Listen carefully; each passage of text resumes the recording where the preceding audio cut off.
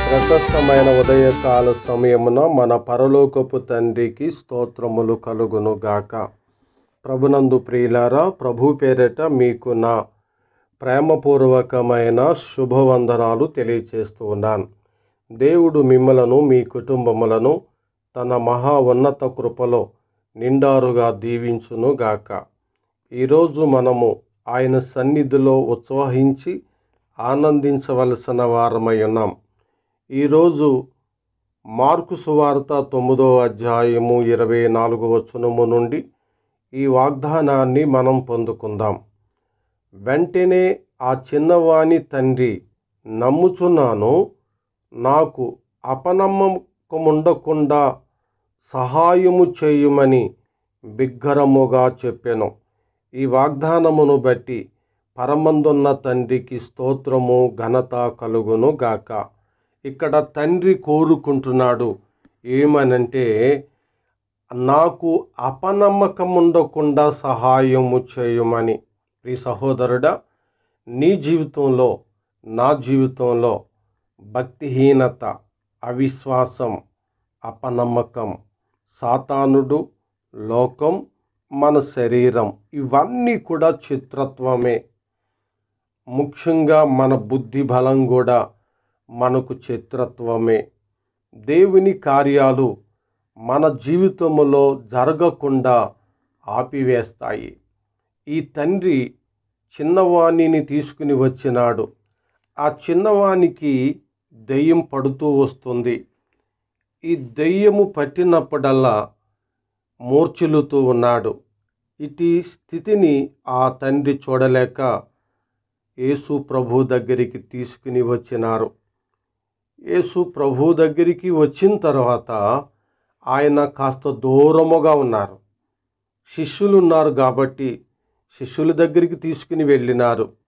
వెళితే వారు దానిని వెళ్ళగొట్టలేకపోయారు.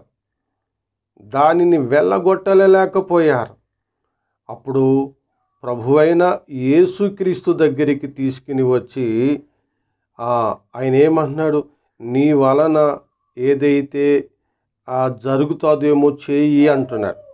అప్పుడు ప్రభు ఏమంటున్నారు, నమ్ముట నీ వలనైతే నమ్మువానికి సమస్తమును సాధ్యము అన్నాడు. ప్రియులారా, ఈ మాట యేసు ప్రభు ఎప్పుడైతే ఈ చిన్నవాని తండ్రితో మాట్లాడినారో వెంటనే తనలోనున్న అపనమ్మకము జ్ఞాపకం వచ్చింది.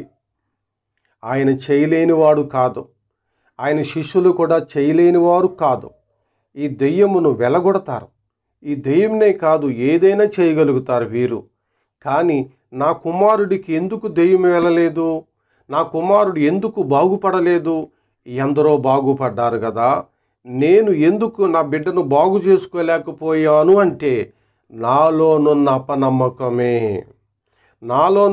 అపనమ్మకమే నాకు ఈ కార్యము చేయలేదు, ఈ కార్యము దొరకలేదు. నా కొడుకు ఈ రీతిగానే ఉన్నాడు, నా కొడుకు బాగుపడటం లేదు, నా కొడుకు నెమ్మదిగా లేడు.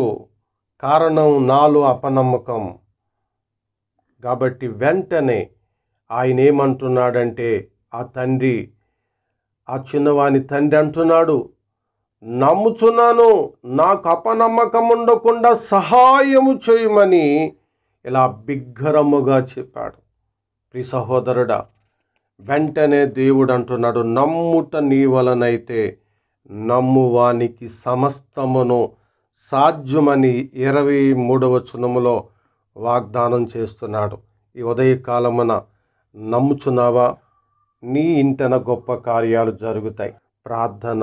మహాశక్తిమంతుడు అయిన తండ్రి, సద్గుణాల సంపన్నుడ, సర్వలోక రక్షక, మహోన్నతుడైన దేవ, మిమ్మల్ని ఈ ప్రశస్తమైన ఉదయకాలమున స్తుతించి గణపరుస్తూ ఉన్నాము తండ్రి. నమ్ముట నీ వలనైతే నమ్మువానికి సమస్తమును సాధ్యమని ఈ ఉదయకాలమున మీ వాగ్దానమును విన్నాము. నాయన, ఈ చిన్నవాని తండ్రి మొరపెట్టుకున్నట్లుగా మా ఆత్మీయ స్థితిని బాగు చేయండి. మమ్మలను మీ పరిపూర్ణమైన విశ్వాసముతో నడిపించండి. మా జీవితంలో గొప్ప కార్యాలు మీరు చేయబోతున్నారు, మేము చూడబోతున్నాం, అవి ఇప్పుడే పొందుకొని ఉన్నామని నమ్ముతున్నాం. నాయన, మేము ఈ దినాన్ని చేయవలసిన పనుల భారం అంతా మీ చేతులకు అప్పజెప్పుకుంటూ ప్రభువును రక్షకుడైన యేసుక్రీస్తు ఘననామములో ఈ ప్రార్థన అడుగుచున్నాము తండ్రి. ఆమేన్. మన తండ్రి అయిన దేవుని యొక్క సహాయం ఇప్పుడు మరెల్లప్పుడు సదాకాలము తోడయుండి మనలను నడిపించును గాక. ఆమేన్.